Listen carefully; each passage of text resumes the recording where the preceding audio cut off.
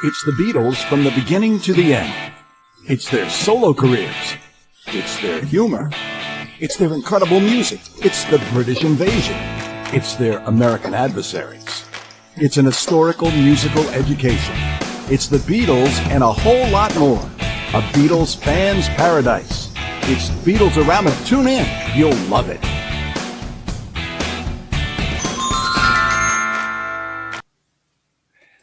Hi, folks. I'm James D. Jones of the Magical Mystery Tour, Beatle Years and Beyond for Beatles-A-Rama Radio and TV. And today I have got, I would just say a guilty pleasure kind of group with me today that when we talk, you're going to go, oh, yeah, yes. And you're going to start singing their songs in your head or humming the tune. So let's set the stage proper here, okay? Speaking of songs, right? I don't know about you, but with me, music, it means a lot. And I'm sure it does with you as well. And that's why we love this music so much. Now, there are songs, and then there are songs that somehow find their way into your life and never really leave.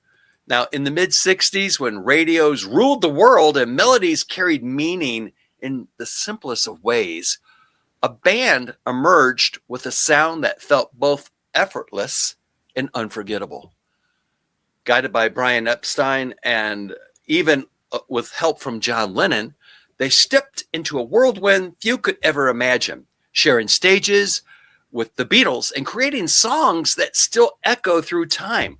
From Red Rubber Ball to Turn Down Day, their music just didn't chart. It connected.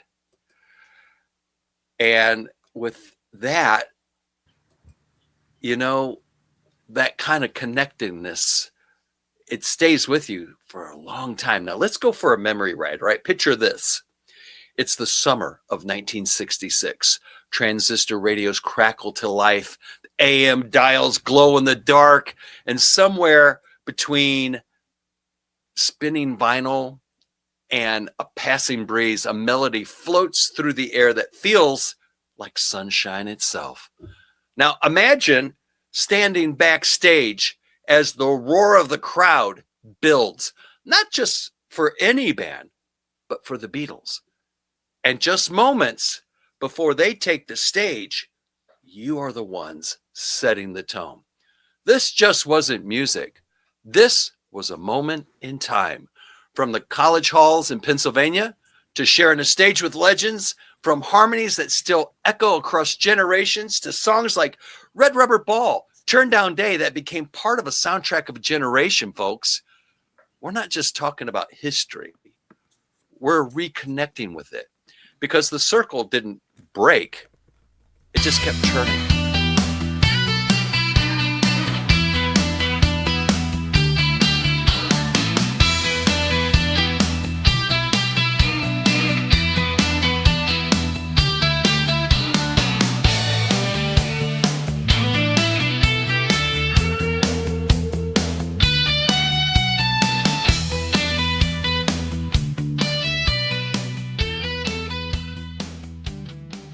Joining us now are two voices helping carry that legacy forward. Keepers of the sound, the stories, and the spirit from the legendary band, The Cyrkle.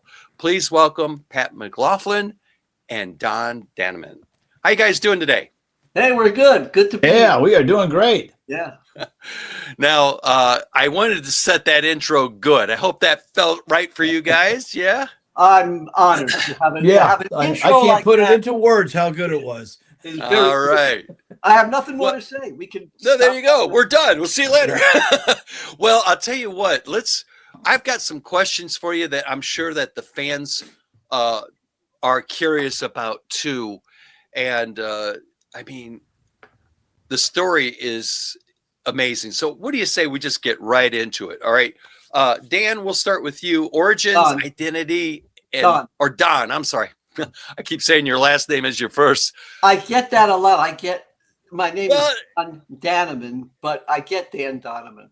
Yeah, right. It's an easy mistake. I mean, James Jones, you can't mess that up too much, Yeah, right? yeah. But well, Don, let me ask you this: the name, the Cyrkle, came from a physical place, okay?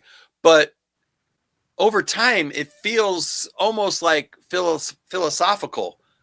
What does the Cyrkle mean to you now, after all of these decades of life coming full circle for you guys? Well, it actually connotes great memories of that time. And I'm still way emotionally honored to have been named. And basically, the way our name came about is we were the Rondells at Lafayette College. And we were now at a point where we had a Columbia record contract. We were managed by Brian Epstein with his American partner, Nat Weiss. We're recording Red Rubber Ball. And there we are in the Columbia studios one day, and we're still the Rondells at Lafayette College. And everybody knew we needed a new name. We all recognized it. And no one had come up with that. And Brian comes up to me. He was in town, and he was in the studio. And he comes up, and he hands me, looks like a business card. And he says, Don, take a look at this. And I look at it. It looks like a business card. As I see, it says Brian Epstein. No, Don, turn it over. Well, I turn it over, and there's scribbling on the back of that card. And I can't really understand it. Brian, what am I seeing? Oh, Don, that's your new name. And notice it's the Cyrkle with the funny spelling, Cyrkle. And when I was back in Britain, I asked the boys, as the Beatles were lovingly referred to then, Right. who has an idea for the name of our new American band? And wouldn't you know, it was John that came up with Cyrkle with the funny spelling. So, and the thing I get a kick out of is like when I tell this story in our show when we do it. Yeah. And so my next line is actually, so ladies and gentlemen, John Lennon gave us our name. And we always get a nice applause out of that. And then the next thing I say, which is actually true, I said, but I, as a master of not keeping trivia, that card was in the trash the next day. And I am so bummed about it to this day that, I mean, I get a little pang every time I tell the story. But that is exactly what happened. So John actually gave us the name Cyrkle. So besides the fact that it connotes a wonderful time period in music that I am honored to have been a part of, right, I actually had that association. John gave us our name. What a great story. I love that. And the fact that at the time you were living in the moment and the card just got tossed. And now it's like an artifact. It would be so cool to have it framed, To have that on my wall framed. Yeah. Well, now, Don, if you could go back to the Lafayette College days, knowing everything that would, unfold, would you still take the same path, or would you change one defining moment? At Lafayette College, I would say no. Everything, if I think back, I mean, just an example, the way the whole thing got started was there I was at Lafayette, and as a new freshman thinking, I'm a freshman at Lafayette College now. I think I better get into jazz because that's what a college man would do. So, and I actually started listening to jazz and started playing a little bit of it. And I was very pleased freshmen could have no contact with fraternities, first semester freshmen at that point. Okay. And I remember on party weekends walking around campus, looking at the fraternities and hearing rock music coming out. They had hired rock bands. And I went, oh, wow, how cool is that? But the thing that actually started the ball rolling was at a freshman mixer. There was a hired band. and the band took a break, and a couple of fellow freshmen, I didn't know at the time, they picked up instruments and started playing. And a new friend of mine who knew I played, hey, Don, you should go play with them. And he helped me lug a heavy amp. I actually had it, my heavy amp and guitar down. And hey, guys, can I play with you? And we all knew the same songs, you know, Everly Brothers, Buddy Holly, typical doo-wop songs of that time period. And we had basically, I'll call it a magic moment that we played, and it worked, you know. We said, and so they all wanted to start a band, and I loved the idea of starting a band, but I didn't want to because I still had my high school girlfriend who was a couple of grades behind back in Eastchester High, and I thought, I want to have her up on party weekends. I don't want to be in a band. And now you talk about, would you change anything? Well, at Christmas, I went back to Eastchester, and I was told that we are breaking up. I have a new boyfriend. And I was heartbroken. I actually really was heartbroken. But when I got back after Christmas vacation, I told the guys, hey, no girlfriend. If you want to start a band, I'm in. And so that was the beginning of the Rondells. And we became the band to get on campus during those 4 years, for which there are several moments that I can share with you that were pretty much as thrilling as even touring with the Beatles. And it was Beatles related. And what happened was this would have been spring of 1964 for interfraternity weekend, and there was a big dance, and they always hired a big legit orchestra and a rock band. The legit orchestra was Warren Covington leading the Tommy Dorsey Orchestra, and they would play, you know, standard kind of stuff. The rock band was the Rondells. And that was the point at which the Beatles were just killing everything all over the place. And we were huge Beatle fans. We knew everything. We probably knew more about them than they knew themselves. And we knew all the new songs that were out.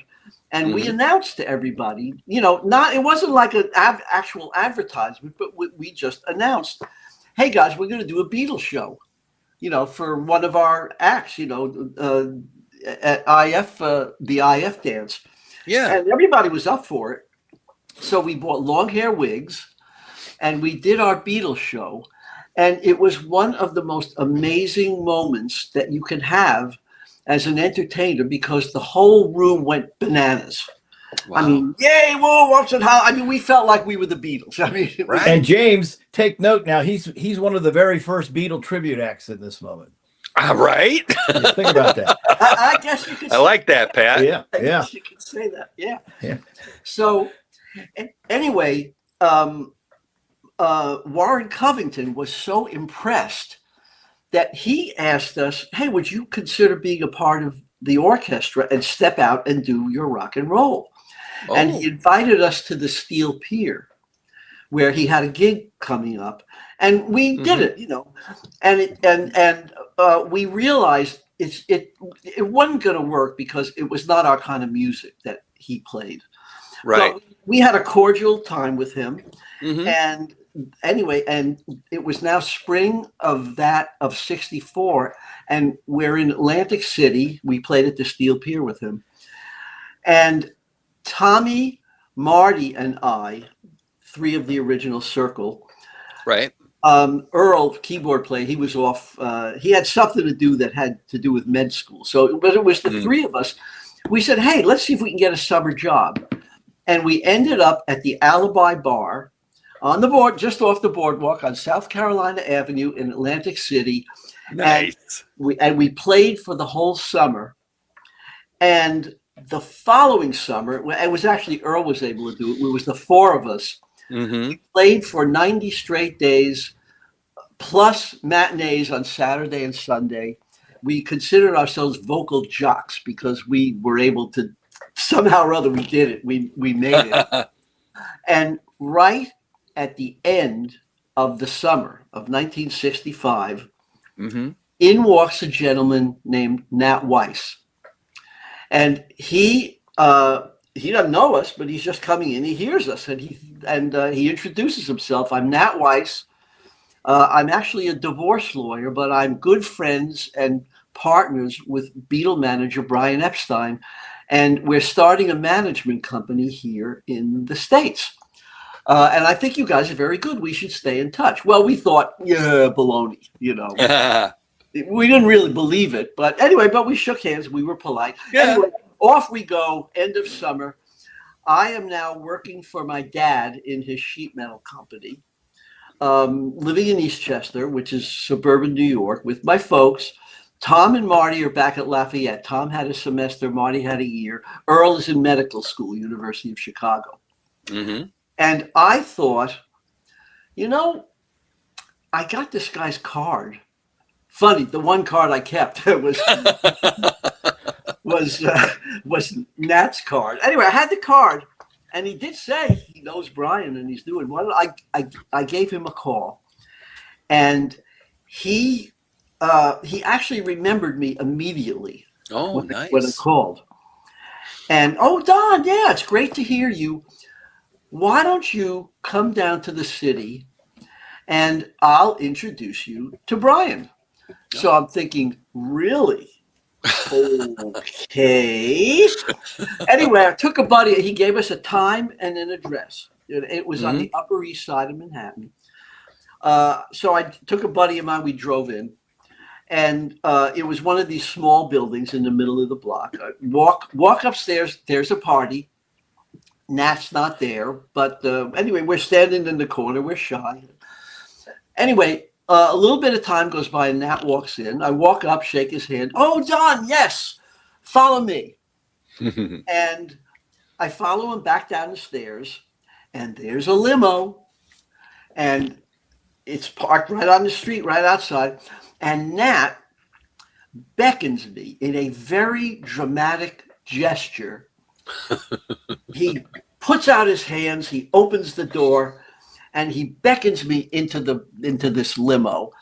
And he sits me down, and son of a gun, I am sitting right in front of Brian Epstein. Wow. I mean, there he is. And I can hardly believe it, but I'm trying to be cool. Right. And now Nat introduces me. And you said there's not a time limit on this thing, right? We have some. No, all right, so go right ahead. Yeah. All right. When I tell this, I want to set it up correctly. So I'm going to take it aside, and I'm going to tell you what I think of myself as a level of talent. And you'll understand why I need to tell you this. All right. I think I have a pretty good light rock voice. And when used correctly, obviously it got us a few hit records. I mean, I am a singer on Red Rubber Ball and Turn Down Day. And I think I'm a decent guitar player. I'm not Eric Clapton, but I'm decent. Yeah. But that's about it. Hold your own. Yes. Nat now introduces me. And this is why I needed to tell you this. So, and this one is literally a quote.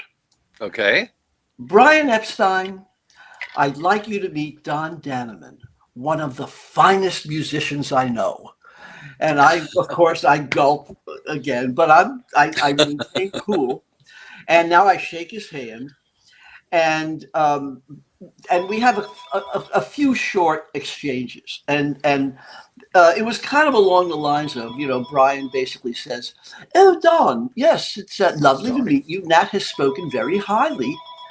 And there's a phone. I'm hearing. Yeah, that's me, and I'm not answering it. So keep going. Yeah, I'll start that again. So, Don, yes, it's lovely to meet you. Nat has spoken very highly of you, and perhaps we can get something going. So please do stay in touch. And it was like a little bit back and forth. Of course, I said what big Beatles fans we are and how cool it would be to get something happening with you guys. Yeah. And it was short but sweet. And now, as graciously as Nat beckoned me in, he beckoned me out. So now I mean, I have the video picture sort of in my head where I'm standing on the street with like my mouth is kind of hanging open, and you know, and the camera is behind me, so you see me sort of silhouetted, and the limo slowly pulls off down the side street. There's no traffic at that moment, into black, fade out. So of course I am now blown away by the fact that I just met Brian Epstein, Yeah. and I call Tom and Marty back at Lafayette, because we were actually still, I would still drive out occasionally. Yeah. We would play as a trio at fraternity parties. And so we set up a makeshift recording studio in my basement in Eastchester. Mm-hmm. And we did demos. We made a few demos, and we even in the early stages of getting involved in this thing, we had a good sense of recording, and the demos turned out pretty good. And I was able to play them about a week or two later. I called Nat. I had an appointment, and I went up to his apartment, and I played him these videos. And as I'm looking at his face as I handed him a pair of stereo headphones, which he had never heard before. He has the phones on, and the first thing comes on. I hit play on this very fat old Roberts tape recorder that I had. Right. And I see Nat's eyes kind of go up to the ceiling. And I thought, I think maybe we got him. Anyway, that got him excited enough to get us bookings. He started to book us in New York at various clubs. And that started this whole chain going where we played in clubs. We auditioned for record companies. We ended up at Columbia. A new young producer named John Simon, was interested in us. We heard Red Rubber Ball. I forgot if I told you this before, but I'll say it again. You can cut it out.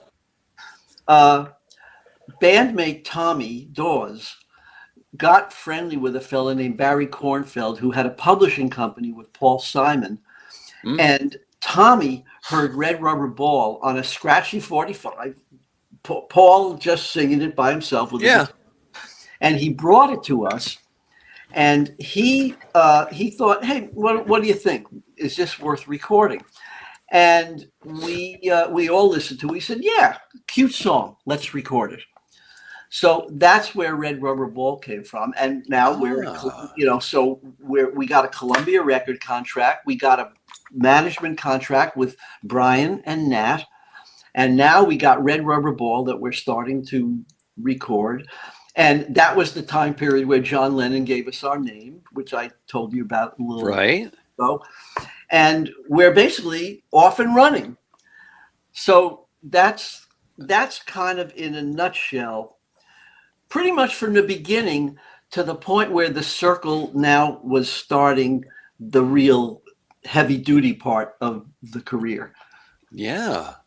Wow. And what a great origin story, I mean, and the fact you guys were fans and you got to meet Brian. And then I could only imagine your buddies when you called them back going, hey, I just got done seeing Brian and he wants us to stay in touch. And I've talked to Nat, and it's got to be like, did they believe you at first? Was it? No. I mean, it wasn't the same as Nat Weiss telling him he knew Brian Epstein. I mean, when their bandmate and friend told them this just happened. No, they didn't hesitate for a second. Wow, we got to do something. I mean, we got to be sure to capitalize on this thing, Oh, it's exciting, right? Yeah, especially for young fellas. And at the time, I mean, Beatles were everywhere. They were young guys. Yeah. So, they kind of laid out like a template for other fellas to have their try at it too. So it's got to be so exciting. So it was totally exciting. Yeah. Now, speaking of the Beatles, you just didn't open for the Beatles. Yeah, you witnessed Beatlemania from the inside. Yes. So with that being said, what did it feel like emotionally in those moments, like right before stepping on stage? Well, I always get a kick out of telling this. Now we had first when we got booked on the Beatles tour, that was like, wow, we're really going to be on the Beatles tour. We're going to play with them. Had to be a dream come true. Oh, totally, just amazing. So we flew from New York to Chicago, which was the first concert, and we actually got to meet Paul for one short handshake on that, but it almost didn't even count. You know, it was like, hello. Yeah, hello, goodbye. Yeah, they were behind a wall on the plane. It was a regular commercial airliner, and the whole tour, you know, bandmates, you know, managers, press, support staff, but the Beatles they had a little wall in the back, so they were behind there. And we kept looking. Are they ever going to come out? And finally, Paul did come out. We had, like I say, a quick handshake.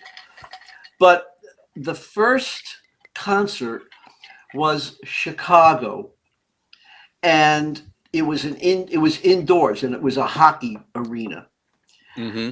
And so we were really nervous, for starters, about playing. Not that we weren't nervous about playing. We were nervous about being received. As in, oh my God, we're opening for the Beatles. Are they going to boo us off the stage? What's it going to be? And there were other acts as well. You know, and then even the Remains, who were not a hit group, they were very good, but they weren't a hit group. They did well. Yeah. The Ronettes were fine. Bobby Hebb, who had Sonny at the moment, he had a hit record. Right. Anyway, and so when we went on, we were very pleasantly surprised to hear big cheers. I mean, really big cheers. Yay, wow, whoa, how cool, you know. And we started out with just the intro of Red Rubber Ball. And then we went into something else, you know. It was like and actually we still do that even in our revival shows. We actually do a little piece of that. But when we started it, and the audience really exploded. Yeah, wow, cool, you know, like that. Anyway, so we did our set, and we're finished. And now I am now standing backstage, and backstage is just in the hockey arena. It's not backstage. I'm standing, and the stage, I'm leaning over the railing. I'm in the front row, just backstage. I'm a little bit stage left, but right behind it, I'm just looking right over. There's Ringo's drums right there. I mean, it's right there. And they announce the Beatles. And here's my impression of that moment. So first, the audience goes wild. You can't hear a thing. Yeah, blah, blah, right. Blah. Yeah. All right. Now the Beatles entered stage right.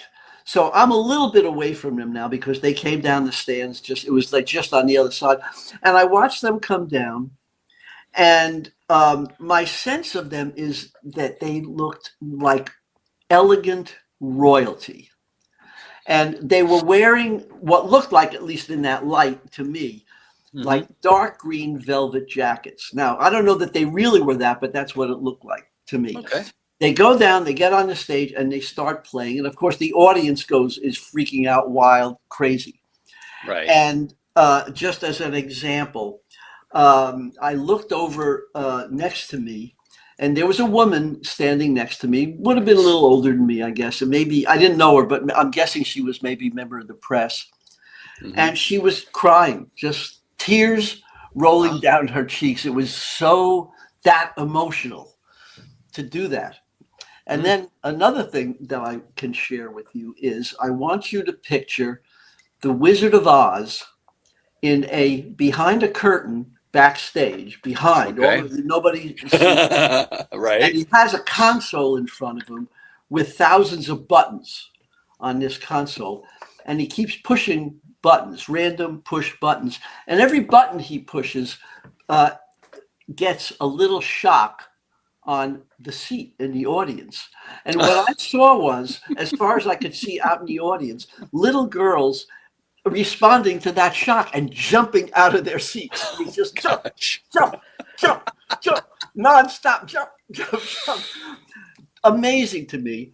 And but I actually there was a point though where I really tried to listen to the music, which was hard. It was so noisy, but they were played Right. actually quite well, as best as I can tell. And then Oh, one yeah. more thing I need to share with you about that is I told you I'm standing stage left, Left. immediately behind. In our current revival mode, we have done a couple of shows. We've tried it, and we think we may continue doing it depending on circumstances.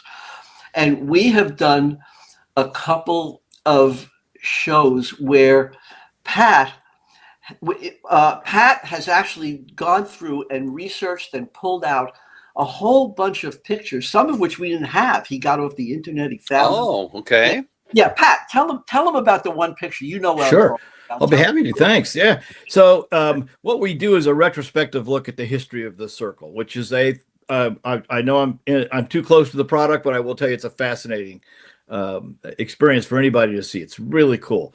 And so to supplement it, we have slides that Don will be speaking over as we're presenting, and then songs, etc. And one of the photos I found was just what you just heard Don say. I found a picture of Don leaning over the railing behind the Beatles and looking out into the audience. Oh my! In that moment that he did not know existed, and I might have been the only other person on the planet to realize that photo and that head and shoulders was Don.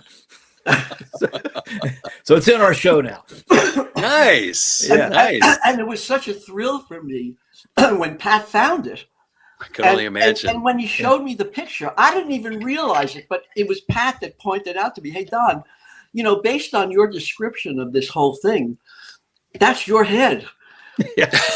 And it had to be, because that's exactly where I was standing. There was no one else in the way. And it was just so cool to see that. Yeah. Wow. Amazing. A moment caught in time. Yeah. Here you're describing it, and there's a picture to show that everything you said is right like it was. Yep, absolutely true. Yeah. I like that. Now, beyond the chaos that the Beatles brought, because that was Beatlemania at its best, was there ever like a quiet human moment with someone like John Lennon that, might have contrasted with all the chaos going on that everyone saw? Oh, yes, absolutely. I'll give you a good one for me. When we finally got to meet them for real, and this was the third concert, and we still hadn't met them yet. Oh, wow. Yeah. I mean, now we've seen them play, but we didn't meet them yet. Anyway, this is the third concert. It was in Cleveland. And they finally actually invited us backstage, like we got, I think it was Mal Evans, one of the guys. Oh, Mal. Hey, the guys would like to meet you. Come on back. So anyway, we go back, and of course now we're in, and backstage in this case was a trailer behind the stage. It wasn't like it was that glamorous. And we come into the room, and they're slouched out on couches, just sitting there, And of course, now this is such a thrilling moment. You get to shake hands with everybody. Don Dannemann, meet Ringo Starr, meet Paul McCartney, meet John Lennon, meet George Harrison. And I ended up actually in front of George, and I realized, I guess I can talk to him now. And George was just the most wonderful, warm person in having a conversation. I basically, of course, I introduced myself, I'm Don Dannemann, the Cyrkle, and he actually asked, hey, it's so cool. You guys got 2 hit records. You're on the tour with us. You're doing really well. How did that happen? He actually wanted to know a little bit about the history. Nice. How did it happen? Right. Very interested, warm, beckoning me in. And he even shared with me, he said, I got to say, it's only a couple of years ago, we were basically a bar band in Liverpool. Yeah. And I'm still blown away by this amazing success. I mean, it's just incredible. So that was, and in our show, when I talk about George as just this warm, Yeah. wonderful individual. We then will do a George song and talk about his warmth. I think Nice. lately we've been doing "While My Guitar Gently Weeps." We talk, as in bringing in George, having met him, and so it was really an incredible experience. I can only imagine. I mean, I could only imagine being that young, being a fan, getting a band together, playing some places, making some connections. It almost sounds surreal that the band that you guys really enjoyed and did a Beatles show tribute, right, Pat? That's and now you're actually on tour with them. I mean, wow, that's just amazing. Wow. Now, speaking of that feeling, Red Rubber Ball feels deceptively simple, yet emotionally layered. Why do you think songs from that era still connect so deeply in a world that's become sonically complex? I would like to share with you several perspectives that I have of Red Rubber Ball. When we recorded it, as I said earlier, I thought it was a cute song. Mm-hmm. And I was very happy it became a huge hit. Yeah. But I actually never thought more of it. I thought it was a cute song. Now, fast forward to the mid 80s, when Red Rubber Ball, of course, is now an oldie at this point. Right. And a record company that did oldie stuff got the license from Columbia, Sony, to put out our stuff. Mm-hmm. And they wanted comments on it. And as part of it, they sent us the CDs that they put out. Yeah. Or it may have actually been a cassette at that time. Yeah, it might have been. Well, whatever. And so when the group broke up and I got into commercials, and I knock on wood, I had a wonderful commercial music career. Yeah. But and I really didn't pay any attention to Red Rubber Ball once it was in the past. So I hadn't actually listened to it in a long time. And now I'm actually listening to it to make a comment to Sundays. Yeah. And I think it was actually in a plane. I was by myself going somewhere. I had a Sony Walkman, and I put the headphones on. I said, well, all right, I'll listen. Red Rubber Ball comes on, and the first thing, of course, is the musical intro, Right. which is the organ, ba ba ba da ba ba, and the guitar, da da do da da da da da, that goes so wonderfully together. Right. And I hear that, and I go, oh wow, that's really good. I mean, I never thought of it like that. It was just, I mean, it's so unique. I mean, if you're a person of that era, immediately it's Red Rubber Ball. You come on. Absolutely. It's a standout track. Yeah. And then I hear my voice come in, and then I hear Tommy Dawes, original founding member with me, who joins me in the harmony. And I go, oh, wow. We really sound like the Cyrkle. I mean, that is what the Cyrkle sounded like. Yeah. Right. And Wow. and I never quite realized, and no one else, now you could like it or not, but that was our sound, and no one else sounded like that. No, it was unique. James, Don and I have discussed this type of a question, and we're going to give you a very unusual answer now. We think the song has magic, but we can't seem to put our fingers on what magic is. Right. But it exists. I know it sounds illogical, but Don and I have discussed this. We can't figure what makes that song such a meaningful song to so many people. Right. And my take on that, and this came out of discussing this with Pat, and what I realized is that you can take the best song, the best arrangement, the best recording studio, the best artists, the best PR, the best of everything. And what you can guarantee is, you'll get a very good recording. You'll get a really good product. But what you can't guarantee is the magic that takes a song from really good to a hit record. Right. Mhm. And Red Rubber Ball had that. Yeah. Absolutely. Absolutely. Yeah. Now, the question I have for both of you, Pat, we'll start with you because I don't want to leave you out, man. Oh, that's all right. Oh, when we do revival, Pat has a lot to say. Do you guys think that modern artists today overthink music compared to the instinct driven songwriting from the 60s? Yeah, I do have a thought on that. I feel that the majority of the music is influenced by electronics, and I also feel that because of that, there isn't the same degree of warmth that the music of, say, the 60s created that Right. doesn't, and again, this is just my opinion, doesn't seem to be as obvious in today's artists. It's almost what Don just said. These are talented people. We're not discounting any of that. But with the efforts they're using, the machinery that they're putting to use is so it doesn't generate a warmth that a human being can generate. Clinical. Yeah, it's almost it's too good almost in some ways. There's no I kind of like a band that makes a mistake occasionally. It tells me they're really up there doing their job to the best of their ability. I don't have any issues with an entertainer flubbing something up maybe in a moment. You don't have that in these records. You remember the early Beatle records? You can hear a double. They actually sang the wrong words. Yes, and they were left on the record. That to me is very warm. Yeah, it showed me a lot about the Beatles as people. Human. They were human. Yeah, I like that. Now, Dan. Don. Or Don. I keep seeing your last name as your first name. Got it. Don, after stepping away, from the spotlight and building an entirely different career, what pulled you back?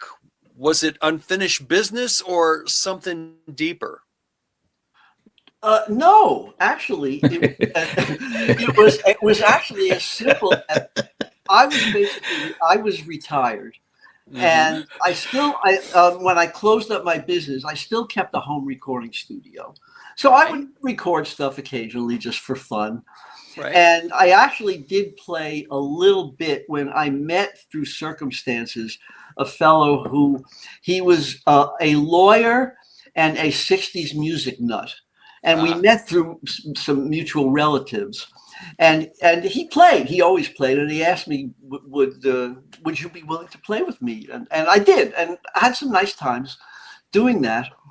But essentially, I was retired, right? And the revival came about. Now, I'm going to give Pat the title of Architect of the Revival. And I was very pleased. And Pat, he was a salesman at AT&T, and he's a business guy as well as a wonderful musical guy.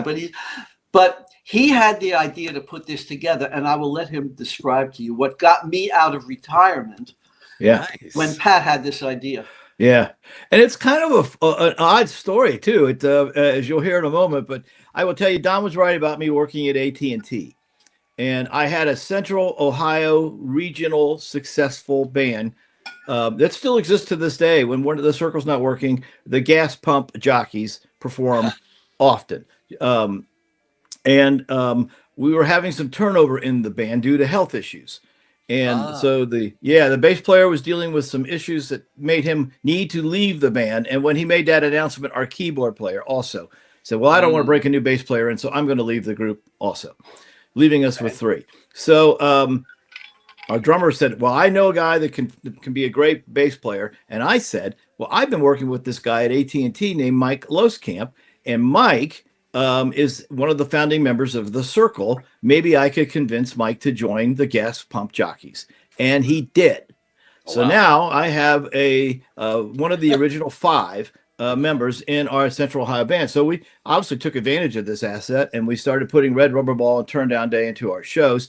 We gave him a very special announcement that he's in, who he was, and it goes over very well. So then I thought, well, might it be a good idea to see if I could maybe create something for then the 50th anniversary of the Cyrkle. Mhm. And so the first thing I did is I searched and found that, believe it or not, that the trademark was dormant. And so I purchased the trademark. So that gave me a nice piece of legal content that I could work with. And I was told I needed to have at least 2 original members, though, to really make it appeal to the audience. So I already had Mike. I needed to find either Don, Marty, or Earl. Right. And so these guys, as close as they were in school and such, had moved to different parts of the country, and they were only mildly connected with each other. They didn't do much interacting. So it took me a while, but I found Marty Freed, the original drummer of the band, and he was living in Southfield, Michigan. And Marty was a hugely successful lawyer. Oh. He was well known in the state of Michigan for tax legalities. Mm-hmm. And so and I bothered him. I found out where he worked, and I eventually was able to get to his phone. He wouldn't return any of my calls, and then finally I got an email address through a secretary or an assistant, and I wrote him, and at that point he does respond back. He goes, "I know what you're trying to accomplish," and he says, "I've got this. I'm still working. I don't have time to go on tour, and I haven't played my drums in 30 years, so I'm not your guy." And I said, "Hey, do you know where Don Dannemann would be?" And he goes, "No." Which was, yeah, and probably a good thing to do, protecting Don. So now I'm still trying to find Don, but I eventually locate Earl Pickens, and of all things, he's a really successful surgeon in Gainesville, Florida. And it wasn't even a thought. Once I realized who that was and what he was doing, too many people relied on him for their life. And so I'm not going to try to pull him out of the marketplace. Tom Dawes had passed. I needed to find Don Dannemann. And that was a challenge. It really was tough. And as Don knows, I actually at one point purchased for a short window of time a software package that gave me all the different telephone numbers that, James, you had in your life would be on this base. So I could use that software. And there were a number of age-appropriate men named Don Dannemann, but there was not that man. He was not there in that database. And it very frustrated me. And so I would go on Facebook, and I might see Don skiing at a lake, or he might be dropping in and making a guest appearance in a bar. But I could never figure out where he was at. I kept isolating it from the eastern half of the United States down to, an area around Philadelphia, but I couldn't find him exactly. Anyway, so I was over at Lowe's house, and I was just not pressuring, but pounding him with questions like, "Well, did he do this? Do you know if he did that? He had a wife?" And I remembered that Don did have a wife, and he had written a song about the passing of John Lennon. And so I thought, well, maybe I could find Eileen Dannemann in my database. And what do you know? I did. And there were 6 telephone numbers attached to her. And so we just did a dial. That number didn't work, or that's not. But the last dial that we made, a woman does answer. And I asked if it was Eileen, and she said, "Yes, it is." And I said, "Well, I'm actually interested in a conversation with your husband. Would you mind if I could speak with him on a business matter?" And that's when it got ugly. Oh, yeah. Yeah. I didn't know they were divorced. Yeah. oh, And so she had, and I'm not kidding you, some very choice words in an angered way. She was not happy that I was calling. She was really letting me have it. And I remember Mike sitting across the table, and he was just dumbfounded. And when she was done, I just said, "Look, I didn't call to get you angry. I am really sorry." And she lightens up, and she says, "All right, look, we had a son. I'm going to give you his telephone number. Text him. Don't call him, but text him. Tell him what you're trying to accomplish, and we'll let him decide what happens." And the next day, my phone goes off, and it's a message from Don's son. And all it said was, "Please give me Mike Loweskamp's phone number." That's all it said. And I thought, good job. This guy's protecting his dad. And I want him to be comfortable. So, I jokingly tell people I over-delivered on that one. I gave him phone numbers, addresses, his wife's content, email addresses, her shoe size, his blood type. I really, really wanted him to feel comfortable, reaching out to to what would be Mike. And sure enough, about 4 days later, Mike calls and says, "Boy, you'll never guess who I just spoke to." And I this is small short-term history. I go, "I don't know, who are you talking to?" And he goes, "Don Dannemann." And I went, "You gotta be kidding! We found him." And I go, "Did you tell him what we wanted to present?" He goes, "I did, and he's interested." Nice. Yeah. So Don, what would you say? We had 2 lengthy business calls, nothing about art to speak of.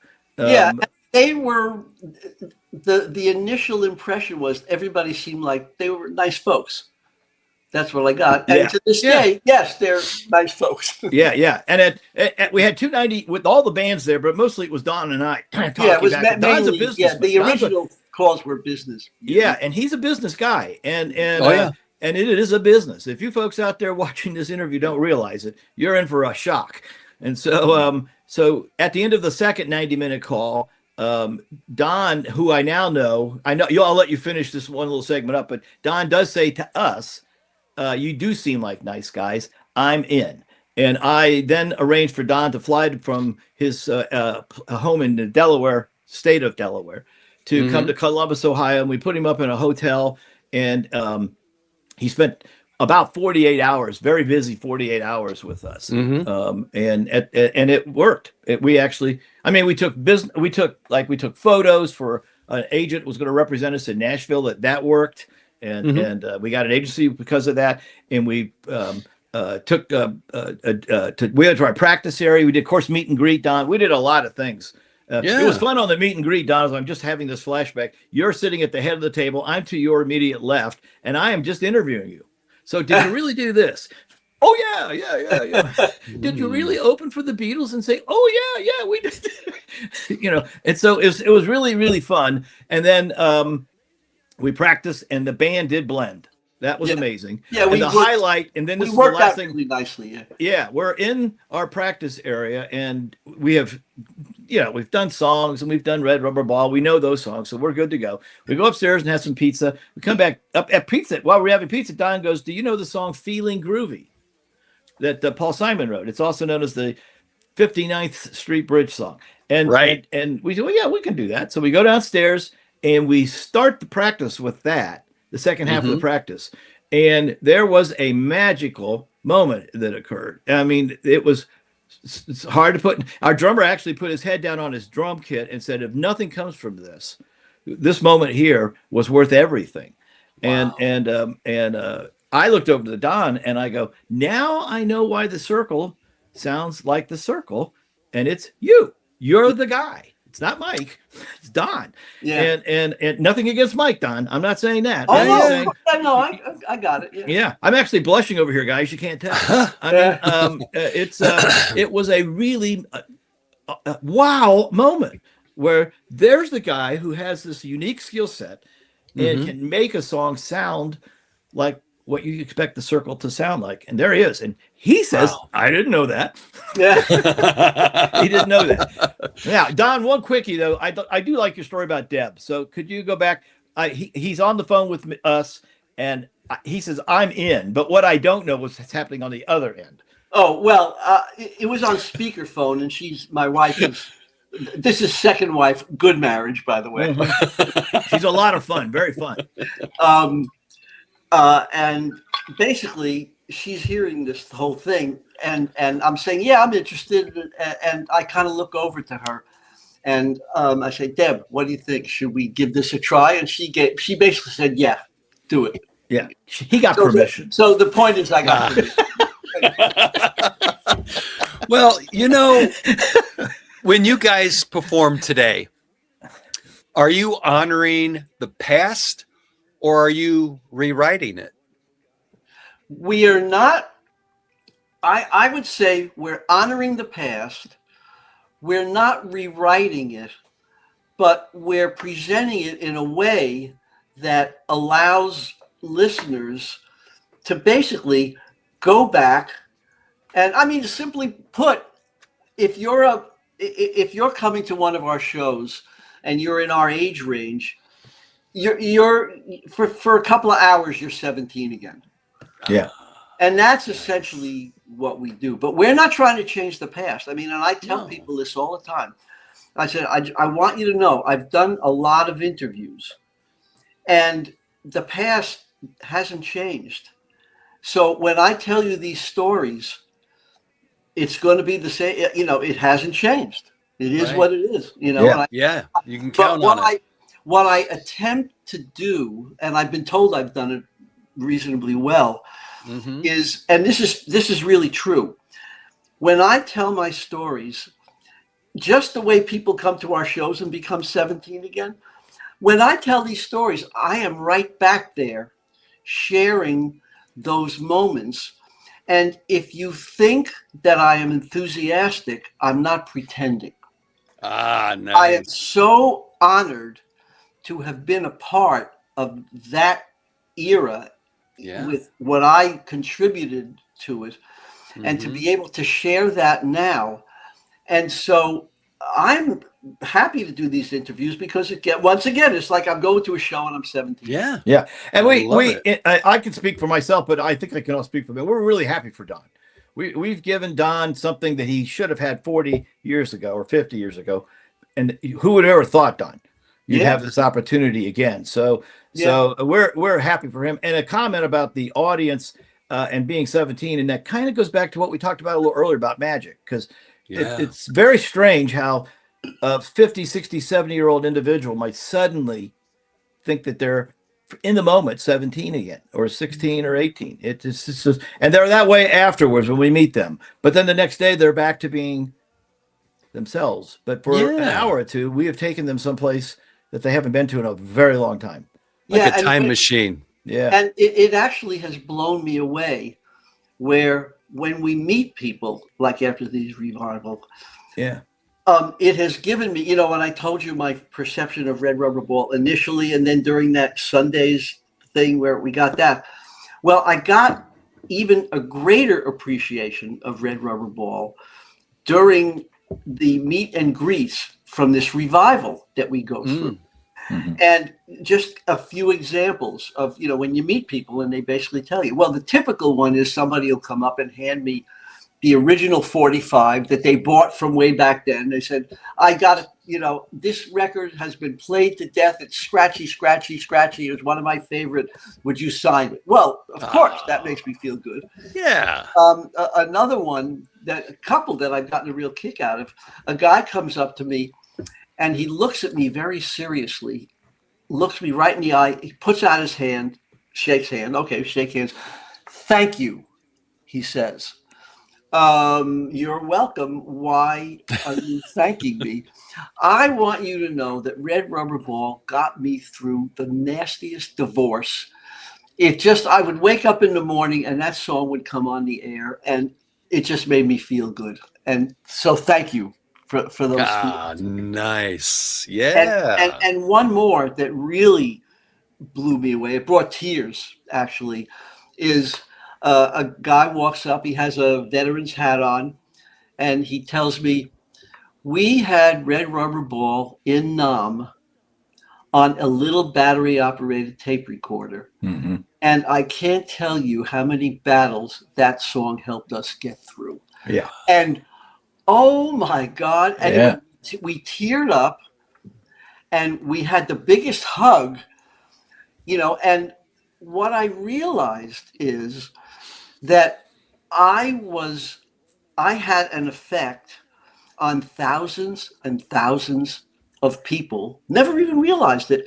Yeah. Most of whom I'll never meet, but I get to meet a few of them now, and I get to understand the level that was. And I have come up with the phrase based on that Red Rubber Ball turns out to be one of the premier feel-good songs of the 1960s.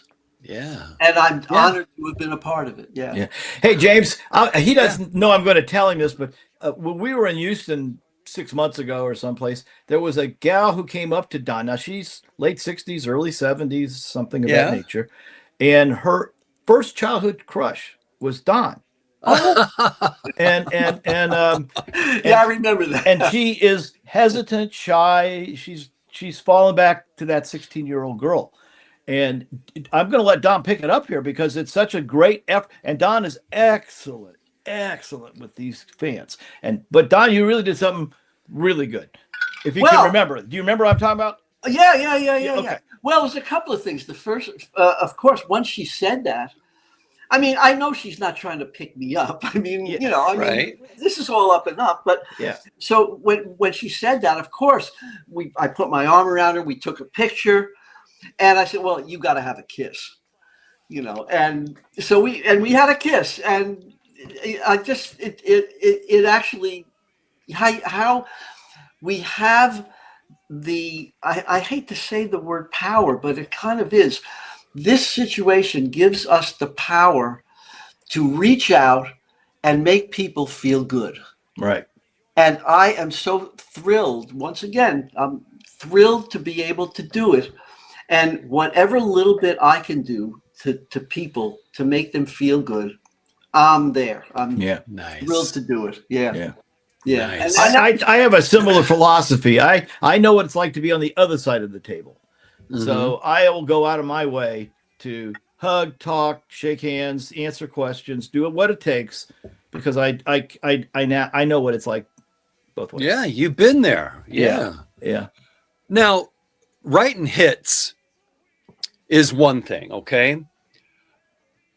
But writing something like a jingle that millions hear daily is a whole other story. Did that phase sharpen your songwriting discipline in ways rock didn't? Yeah. There's a certain thought process that goes into writing jingles. And I was very lucky. Bandmate Tommy Dawes started, he when the group broke up, he started a jingle company. And I looked at him and said, I think that might be a neat way to stay in music and actually be able to earn a living. Yeah. And so I started my own jingle company, and knock on wood, we both had successful jingle careers. And the way you write a jingle, it comes in various ways. The simplest thing would be the agency will come to us and they say, we have a song that we bought, and we need a nice arrangement of the song. And maybe some lyric fixes. You're not using the song exactly. And Right. like an example would be, well, let's see. We did a version for Brim Coffee of the Twist. Now, the twist is going to be the twist. It is what it is. Right. And so they had an idea of how to do the lyrics, and we made the lyrics fit into an existing song. And it basically was, come on, baby, let's do the brim twist. Oh, come on, baby, let's do the brim twist. How come decaffeinated coffee got great ground flavor like this? That's the brim twist. Oh, there's an example of that. And then it goes as far as we have, we want music for, well, this was a good one. We did a campaign for Continental Airlines, and they came to us, and it was a competition, and we actually won the competition. They have various music people that write stuff, and knock on wood, this was one that we won. You don't win them all, but we won this one. And the agency had the basic line, and they came to us. We want a jingle with that. The line is going to be, we really move our tail for you. And that was the line. And then they give us some facts about things to say. And now we have to sit and write. We're starting from scratch now with the line, we really move our tail for you. And so that was one that we won. And the basic chorus, that is verses, but the basic chorus is, we really move our tail for you to make your every wish come true. On Continental Airlines, we really move our tail for you. And so that was an example of Starting Yeah. from scratch, new melody, new song. I remember that jingle. I do. As soon as you did that, I'm like, yeah, I remember that one. Yeah. So You know, he's got a couple. He arranged the Nationwide commercial that's still on to this day. You know, Nationwide is on your side. Oh, He arranges nice. that. Yeah. Yeah, we did work on that. Yeah, we did. Hess trucks. Nice. Every Christmas, I hear you actually singing. Well, no, it's actually kids, Pat. It's not. I'm not on it, but we Oh. arranged it. Yeah, we did arrangement and Yeah. record for a bunch of years. We did the Hess trucks back, and it's better than ever for Christmas this year. The Hess trucks here. Nice. Yeah. Nice. Is there any other big ones that come to mind right off the top of your head? The jingles that you've written that folks would probably recognize? Well, let's see. It's the next best thing to your good cooking. Swanson makes it good. You know that one? Yeah, I do remember that one. Nice. Well, you know, Great Shakes. Do you remember the product Great Shakes? If you don't, it's okay. It's used to make it. You could make it you would pour powder into a container with milk, shake it up. Yeah. Don? Well, that was the first step that got us even thinking about commercials, because all we knew was where the Cyrkle, and we're trying to come up with hit records, and we're out on tour, whatever. And we got a call. Hey guys, go into the studio and you're going to sing a commercial. We didn't know anything about it. Now, this was a commercial that existed, and a lot of rock bands actually did versions. Right. If you didn't know this, James, there was probably 10 or 12 recordings of this song. Oh, at least. Wow. Yeah, the yard from the Yardbirds to the Cyrkle, that's a pretty wide gap anything in between was recorded by. Wow. And you could buy a 45 and it would have two versions of the song on each side. Okay. Yeah. Okay. Anyway, so it was like I'm blanking out. Pat, you remember how it goes? I forget. I know am too. So, Hey, it's funny, James. We do know the song. We're just let me ask you this: do you see parallels? I got it. Okay. Yeah. Any place could be a soda fountain now with great shakes, new great shakes. Shake it up with milk and make a real thick shake with great shakes, new great shakes. There it is. So anyway, there's an example where we didn't write it. We sang it. Yeah. That was the first time we ever had anything to do with commercials. Well, do you see parallels between a 30-second jingle and a timeless pop song? No. A little bit. A little bit. Now, sometimes the agency may come and want it to sound kind of like the original.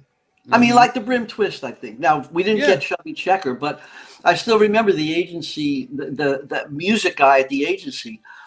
This was a quickie thing that just worked. He called us up. He said, "Hey, I got a demo to do. I'm going to bring in a singer." And he brought in a guy named Tony Middleton, who was the lead singer on a hit record in the 50s called Church Bells May Ring. Okay. Now, I don't know if you know, there was Church Bells May Ring, Church Bells May Ring. And so now we knew the song. He said, we're going to do a version of the Twist. And we worked it out really quick, got a track down. And this was one thing that I had that I'm very proud of in our commercial business, is that this is before computers, before MIDI, before all the computer stuff that people can do now and just tap a keyboard and get a song done. I actually was able to play all this stuff and overdub it and get a track down, and which I did really quickly. It was a couple of guitars, bass, and drums, actually. Yeah. And Tony Middleton sang a great version of this Come On Baby, Let's Do the Brim Twist. And then my partner and we got one other singer to do the ooh, bop, bop, ooh, put that on. Right. And I don't know, I think it was a few weeks later, we got a call. Hey, they love it. It's going on the air, and Nice. that's a really neat thing to happen, you know, because it doesn't always happen like that. So, if I may jump on this advertise, so he's actually competing with his old bandmate. He's out trying to get business. You're the customer, and you may meet Tom Dawes, and he's got some ideas, and Don Dannemann comes in, and he's got ideas. They're bandmates competing. We do this in our show. Now I'm blanking out again. Wait a minute. Flash him a fast tape. Okay, so we actually do this in our show. We have a little commercial bit where we actually sing a bunch of pieces jingles that I was involved in. And then when that's over, I announce, you know, it was really I had a really wonderful moment in this commercial business where I explained competition, you know, musical competition with different organizations. Right. Well, we were competing with bandmate Tommy Dawes and actually others for Coppertone, and I'm so thrilled to say we actually beat him 3 years in a row, and here's just a little piece of one of the Coppertone ones that won. It was like it's the Flash 'em. Flash 'em fast. Yeah, I can't believe I'm doing this. You'll edit it. Flash 'em a dark tan, flash 'em a fast tan, flash 'em a Coppertone tan, flash 'em a Coppertone tan. So that beat Tommy, and then I continue now. But I have to say, and the audience gets a real kick out of this one. I have to say, you know, Tommy, who is in rock and roll heaven, and I look up at the ceiling. Now, he is laughing his ass off because he went ahead and wrote one of the one probably commercial jingle that there is not a soul in this audience that does not know. Are you ready, guys? And we all sing together. Plop, plop, plop, fizz, fizz. Oh, what a relief it is. Everyone knows that one. That's a Cyrkle song that's tied to the Cyrkle. Yeah. Nice. Yeah. Wow.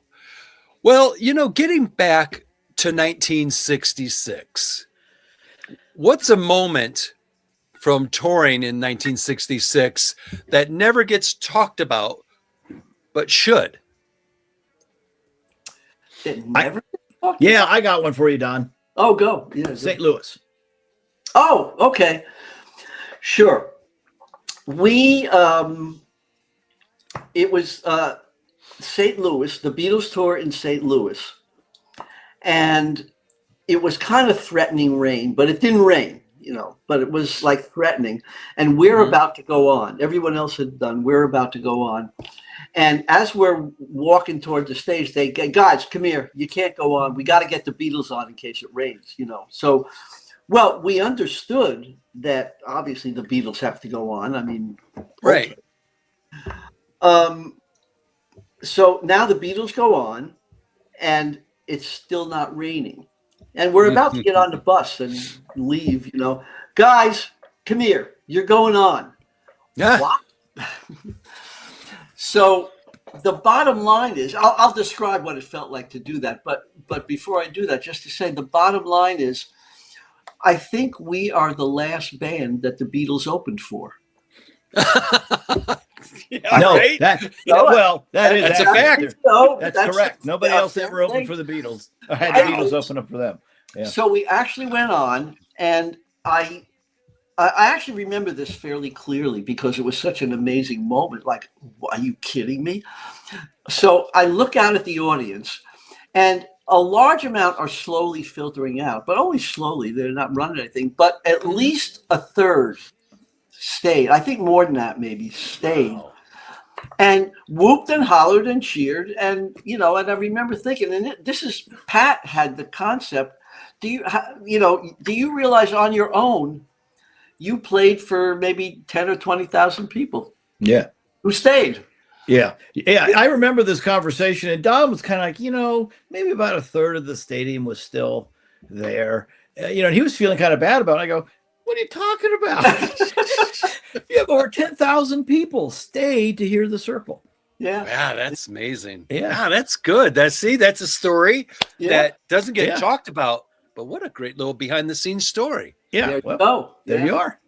And you can actually say, well, the Beatles once opened up for my band.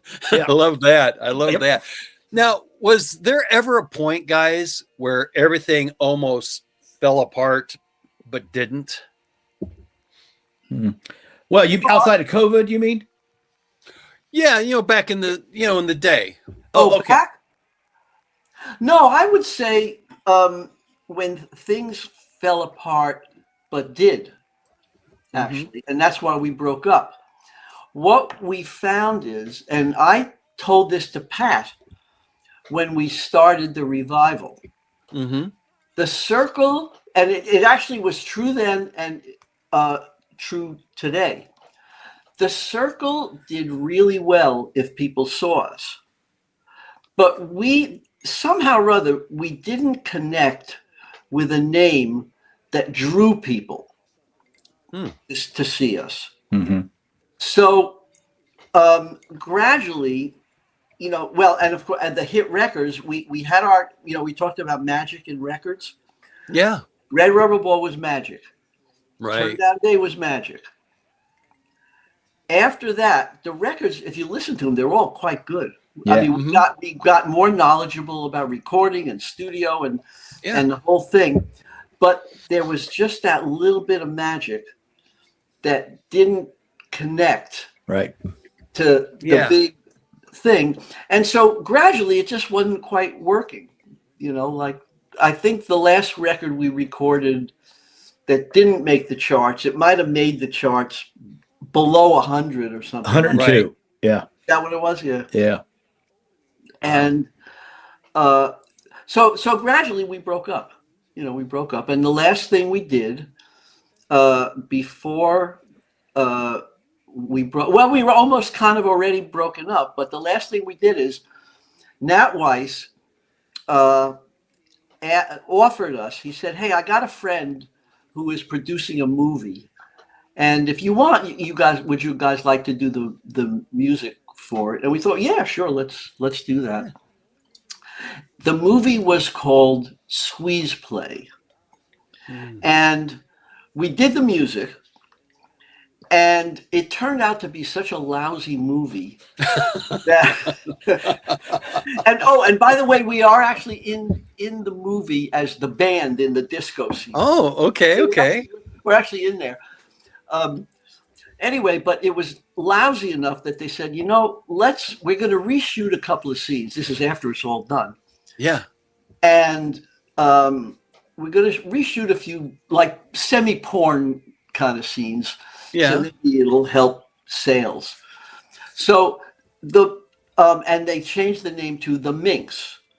But the funny thing is they didn't have us record any new music. It was, so the theme song that starts the thing off is still Squeeze Play, the original. Right. Yeah. We did. And I have found out a couple of different times actually that the album that we did for the Minx was kind of a cult favorite. I found this out like somewhere in the 80s or 90s, Oh.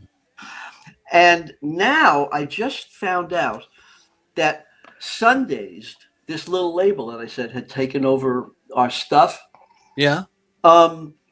There is one of the songs on this album that somebody sampled and has gotten, I think it's approaching 1 billion streams. Oh, wow. And we are maybe going into some situation. I don't want to get into, but we evidently are going after some of that. Nice. They didn't have any license to take us. So I think Yeah, James, that album didn't get a lot of attention. Right. And yet we're in Charlotte, North Carolina, Don and I and Mike. And this guy comes up and he says, I really feel the Cyrkle needs to make another album to complete it, because the Minx album, which we both would say it's just okay.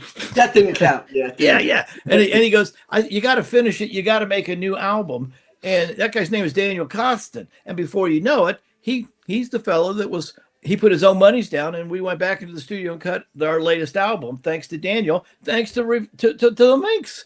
Yeah. Wow. Yeah. It's all connected, isn't it? It's just all a weird little story, but it's all true. Yeah. Now, speaking of connecting, let's talk about reconnecting after nearly 50 years is almost unheard of. So, what was the first conversation like when the band reconnected? Was it awkward, emotional, or instantly familiar? Touching to me. Well, from my perception, Yeah. So Pat and his wife Sandy, who are wonderful people, and we've become really good friends, they flew me out, and they put me up in a hotel. When I go out now, I stay at their house, but at the time, they put me up in a hotel. And we had coffee and we chatted and we got to sort of make a connection. And then they brought me over to guitarist Don White's house, where his basement studio is where the band rehearses. So this was, now to me, I was just going over to somebody's house, but to the band, Don Dannemann is coming to the house. It was like, it was really fun. So when I walk in the front door, they're kind of in a reception line. And I walk in and I guess I get to meet everybody and I shake hands, and I had a hard time keeping the name straight. I still remember this at first, but I walk in, and there at the end of the line, sort of in the middle, at the end, is Mike Loskamp. And they tell me afterwards, they were so worried about what's it going to be like when Don meets Mike Loskamp. And, although we hadn't been in touch in 50 years, I loved Mike. I mean, he was a valued member of the band that replaced Earl when Earl history was school. You guys shared. Yeah. So what did I do? I gave Mike a hug, and it was kind of a long hug. It was a long hug. Yeah. It was great. And it was like, wow, Mike, how are you? Great to be here. Yeah. It really was a moving moment. Your question's a valid one. It was very touching to see these two guys come together after 50 years. I don't know if you can appreciate what 50 years is. You don't look that old to me. So you may not even appreciate what 50 years is like. But man, that was really moving. I can definitely appreciate it. And to have two old bandmates reconnect after 50 years. It was a very neat experience. Yeah. Yeah. Full circle, if you will, huh? Amen. Yeah. Amen. And Mike, it turns out, at that point, was better as a musician and singer than we remember him back then. Wow. Right. Yeah. Right. Nice. Really was good. He really worked at his craft and very good. Yeah, he takes his musical skill sets very seriously. Yeah. Might be, besides his family, off the major focal point. And so I mean, I'm not insulting you or even myself by saying he's the best vocalist in the band. He's very intellectual on his musical approach. It's amazing how talented a guy is. Yeah. Well, speaking of that, did the music come back first or the friendship? Oh, I think it was sort of a combination. They kind of went in tandem. I mean, a friendship, of course, we didn't do any music. The hug did not involve music. Right. But then, so I forget, did we hang out at the first before we went? Yeah. So what we did is we arranged what we would describe as a meet and greet. So we had brought food in, and we sat around Don's pool and ate, and Don started to bond with everyone, and it was a bit By of the an way, interview. Don's pool, Don White's pool. Don White's pool, yes. It's not my house, yeah. Yeah, and that's where we were really. I was kind of putting the ball on the tee and let Don hit it. In other words, so Don, you did this, and he would say, "Oh yeah, that is true. We did do that. So you really did have John Lennon really did name. Yeah, oh yeah, that's true." And he would tell that story, and he was telling the band all new info. Much of what your listeners are hearing today, we had to hear for the first time, and it was then. Yeah. So impressive story. Yeah. And Well, it worked. Remember? And it worked. You felt yeah, comfortable. That's a big risk. Think yeah, about it, these are James. all nice. They were very nice folks, and I felt very comfortable. But he gets on a plane not knowing Yeah. anything about Columbus, Ohio, not knowing who's going to meet him, not knowing where he's going. I mean, it was risky, in my opinion. But he did. He took the chance, and it has been a very glorious 10 years for us, except for the pandemic. Right. Of course. That was bad for everyone. Now, let me ask you guys this, because, you're in the business, you know a couple things. If a young band today had the same raw talent as the Cyrkle, but existed in today's industry, do you think they'd break through or would they get lost? They would be subject to different events and different situations that may or may not work. I mean, if you think about the story, which obviously you just heard my whole story, how that happened.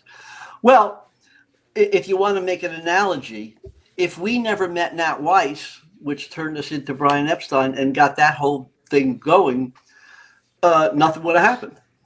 Now, a band today, maybe because of all the technological availability and internet stuff, right? Social media might not have to meet the equivalent of Brian Epstein to get going.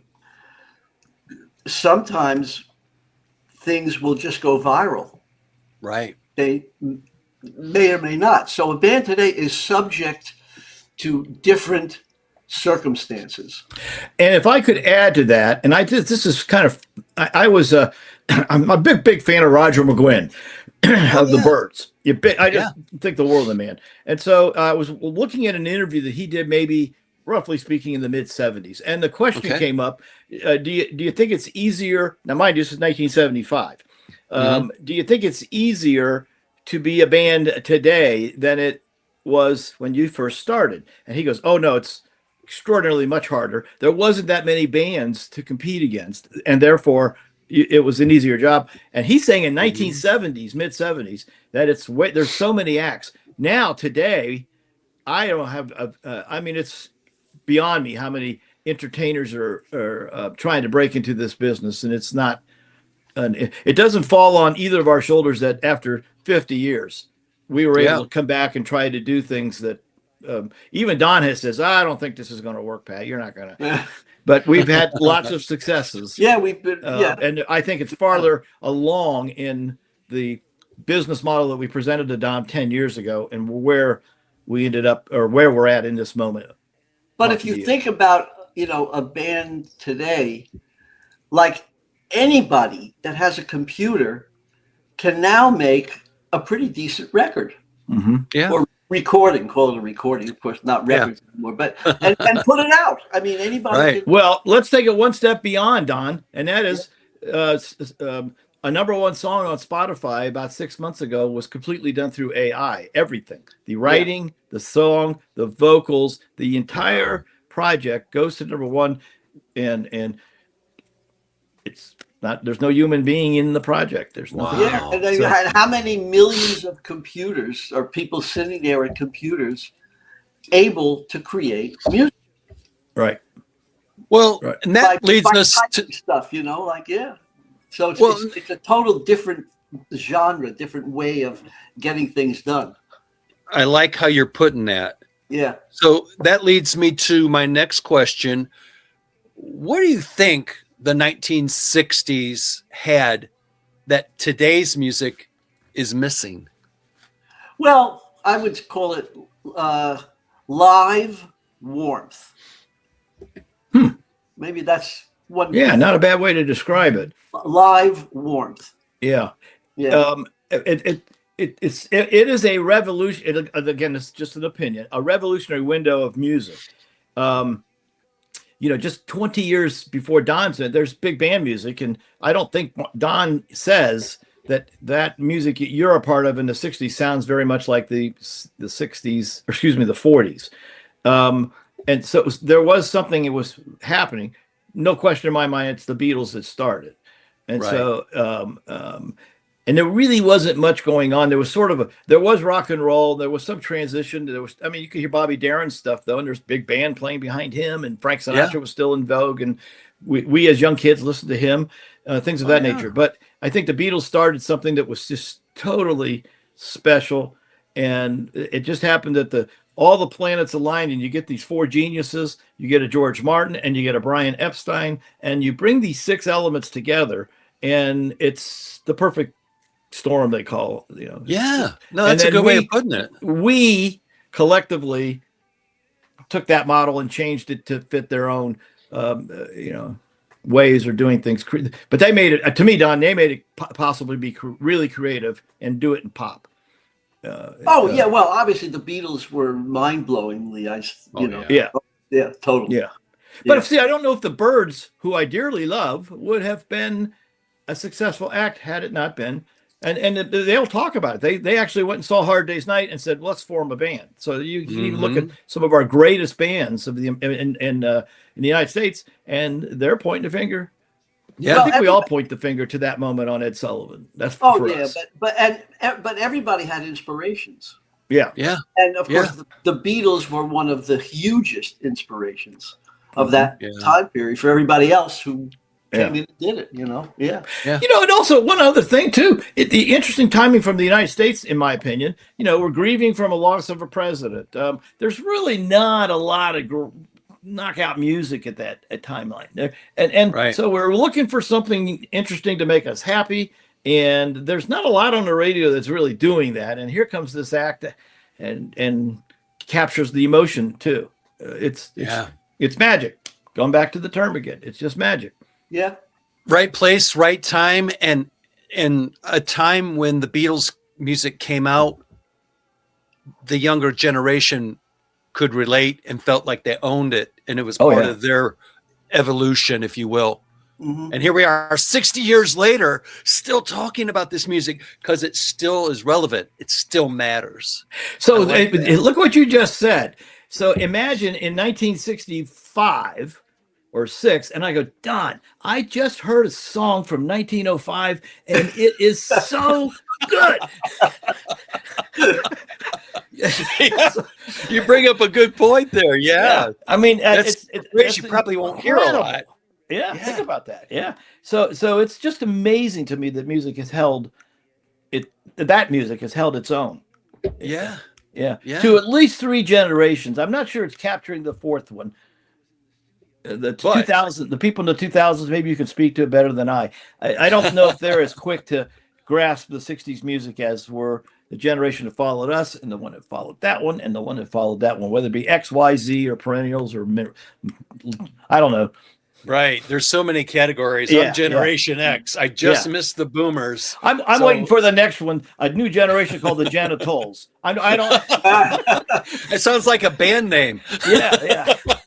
I actually had one experience with the son of our daughter and son-in-law, who since we moved to Middletown, Delaware, where we live, they became friendly with a family, and at the time he was, I don't know, he might have been 10-ish years old. Yeah. And when they found out who I was, they actually told us that their son, for I don't know how he did it, having nothing to do with me or my relationship, actually was a Cyrkle fan. Somehow or other, he heard the Red Rubber Ball album and became a fan, loved it. And I think he was around 10 at the time now. So there probably is some of that. Sure. Right. Yeah. Because good music is good music. Yeah. It just stands on its own through time. Right. I get that. Now, let me ask you guys this. We'll be wrapping it up here soon. So when the lights go down after a show today, and what stays with you longer? The applause or the memories? You want to go first, Don? All right, I'll go first. We end the show one of 2 ways. The first way is depending on the length of time we get. If we end with Red Rubber Ball, the way Red Rubber Ball goes, we actually do the last verse one more time. Oh. You know, in other words, we keep it going. When the song ends, extend it. Red Rubber Ball, the drummer keeps going. And I actually say, ladies and gentlemen, we just finished singing one of the premier feel-good episodes of the 1960s, and I feel good. And if you feel good, stand up, clap your hands, stomp your feet. We're going to do the last verse one more time, and we bang into the last verse. Boom. And everybody, it never fails. It's a standing ovation. Everybody is standing and bopping around. Big applause. We take our bow. We go off. Now, if we have more time, we actually do an encore of Roll Over Beethoven. Ooh. In a very, what is it, like ELO, Pat? Yeah, we're sort of inspired by the ELO version of ELO. Yeah. And it's a real kicking version of Roll Over Beethoven. And they're already standing. And this is like, Roll Over Beethoven, loud, raucous. And so they're already standing. There's more standing, and there's dancing around, and another huge applause. And so, but it's similar now because we've ended on this really high note. Yeah. And now we're supposed to run back, to the lobby where we're going to do meet and greet. So, assuming it was a good show, and usually our shows have been pretty good. We're usually feeling pretty good. Once in a while, there's something, a little thing goes wrong, and but they end so amazing that we're now setting up for meet and greet, and we're feeling really good. So there's this real up. And now we've got to sit, and people come up, and oh wow, that was so great! You guys are like that. So, bottom line is, it's the epitome of going back and being 17 again. With this amazing, oh my God, we did it again. It's a real up. Yeah. Now for me, I you have to go back and look at a 14, 15, 16-year-old guy who dreams of being in a band, doesn't even know how to play guitar at that age, and listening to people like Don on my radio, or buying Cyrkle or Beatle albums or whatever. And many, many other bands of that era. I was a big collector, big fan. And for me, there's a moment of self-actualization, and it's not necessarily the applause. In fact, I have a hard time even hearing the applause. We're so mentally engaged in our performance that you don't really take that applause in the sense that you would think. But afterwards, it's very fun to have people that were on my radio when I was 14 or 15 come up and say, oh boy, you guys are really good. And it's, Chuck Negron literally pulling Don and telling us they want us to cut. Susan Calso says, Chuck Negron wants to talk to you. And Don and I are like, what did we do to make him mad? and he just goes, I've never heard better harmonies than what I just heard from you guys. Yeah, this is the other bands that we play with. And that's self-actualization sensation. Yeah. And I can't get enough of that. I got to tell you, I don't know if I'll ever reach. I don't know where there is if it's a pyramid, I don't know where the top is yet. But that's what really is what I've gotten out of being a member of the Cyrkle, is having a dream come true, literally playing air guitar and trying to learn harmonies from Don Dannemann, who now is, on a call, in a band with me and stands 4 feet to my left. Think about that. That's another crazy, mind-boggling thing. Yeah, it's full circle once again. 1.5 billion opportunity, and it happened. Yeah. So. Well, let me end it on this. Sure. How do you want the story of the Cyrkle to be felt, not just remembered? Boy. Well, mixed feelings on that. I'll give you one sense. One of the Americans, of Jay and the Americans, I don't remember which guy, but we've gotten friendly with them. We played with them a bunch of times. And they're getting old now. And he says, even when we're gone, I would like our legacy to continue and to be able to have guys do Jay and the Americans. Right. You know, and they have a wonderful legacy. I mean, they do a Oh, great yeah. job. They have a lot of hits. Yeah. And do I want a Cyrkle legacy like that? I mean, I know I would love for Red Rubber Ball to be able to continue as an oldie that gets played and recognized where it came from. And I don't know if I want a legacy to do that, you know, to continue in the way that Jay and the Americans wanted their to continue. I think I'm happy to say I'm thrilled that we did the revival.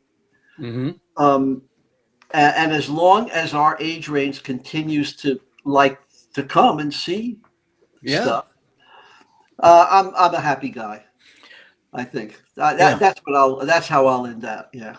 I kind of share that opinion with you, Don. There is a finite end, and we both know it. And so there is a moment when we'll no longer be the Cyrkle; it will be us again. And I think I can look back and have a great amount of pride, maybe self-actualization on it. But I don't know if I would want to go out and see a tribute band called the Cyrkle Relived or I see what you're saying. Yeah, I don't know, Don. I mean, if you may like that, but I just don't know if that. No, I think we're Pat and I have never actually talked about that before, but I'm in agreement with that. I'm thrilled that we got to this point in this revival, and as long as there's a point at which this age range is going to kind of be gone, right? And I'm happy to say we did it, and now we're done. And I would add to that, though, Don, there is a contribution that was made by the band in making them feel young again. Yes. For that you know, anybody would love to have a vacation for a couple of hours to be back at age 17. And again, I'm starting to feel this blushing sensation, but I'm telling you guys, that is a very, very important reaction that these people are getting from us. And it's neat. Really, really cool. And so to be a part of that is more the legacy than the songs will be. Nice. Yeah. Yeah. Nicely put. Both of you, nicely put. Thanks. Well, you know, we did an okay intro for you guys. Let's send you out on something extra special. I want to thank you for your time and your patience and some great insights and some wonderful stories, some feel-good stories. I think that's really what Cyrkle is about, is just that feel-good vibe. You know what I mean? Right. Yes. Yeah, I would agree. I would encourage your listening audience to come see us perform and get a chance to experience that feeling. It's magic. Let me ask you, for the listeners out there that want to check out Cyrkle, where can they go to find out more information about the band? I'll take that for you, Don. Yeah. So we have a solid presence on Facebook. So we actually have two different Facebook Cyrkle sites. One that was historic, been there forever and a day. We got control of that, and then we created another one, and we put our schedules and updates and things of that nature. And then we also have a website, of course, www.thecyrkle.com. So you can find info there. And I'm in the process. This is also trying to put us into YouTube and creating a distinct place to go and see live video. I mean, we have a lot of live video out there as an example. We have a brand new album. I don't know if you know that. A brand new album came out. And it's all material that hasn't been recorded. The Don's wrote six, seven songs on it. Wow. It's just being released next month in an album format, believe it or not. Nice. Yeah. Vinyl format. Vinyl. Yeah. I mean, like that's what. Yeah. I'm a vinyl guy myself. Well, you should be able to get one of those. I think mid July. I don't hold me exactly to the. What's the name of the album? It's called Revival, believe it or not, and it's actually been out for a year, a bit more than a year, and it's got some great stuff, and it does look back. This is what your original question was. It does look back, but there are songs that also tend to look forward.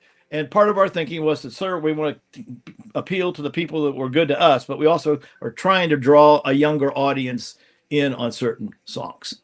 So yeah, the revival. And if you didn't know, we also our very, very, very, very first show we did when we brought Don to Columbus, we recorded that for promotional purposes, and we also made the entire concert an album. So if you'd like to hear the first recorded live album of the revival band, that's called Full Circle. You've used that a couple of times. Yeah, it is called Full Circle, and it's the entire show. It's really very, very fun. And in that one, Don, if you remember, my God, we just met you a month earlier, and now we're putting together a 12. And I mean, we were actually still sitting with Don on the day of the show going, Don, maybe you should say it more like this, or let's put this song here so you can, it's all there. So if your fan base wants to hear how the Circle sounds, I think they will come away feeling pretty good about that experience too. So yeah, new album, everybody, Revival. All right. And go out and go on their Facebook. Yeah, go out there and buy it. A couple thousand. They make lovely Christmas gifts. There you go. There you go. Or a wonderful time machine piece just to have in your collection. Well, I like that. Yeah. I think they would. And by the way, on going back to Feeling Groovy, we re-recorded Feeling Groovy to correct history, because if you didn't know, that song was offered to the Circle. And Don hasn't quite recovered from that, turning it down. That and throwing away your business card from Brian. Yeah, they're similar, like, oh my God, that. Moments like that.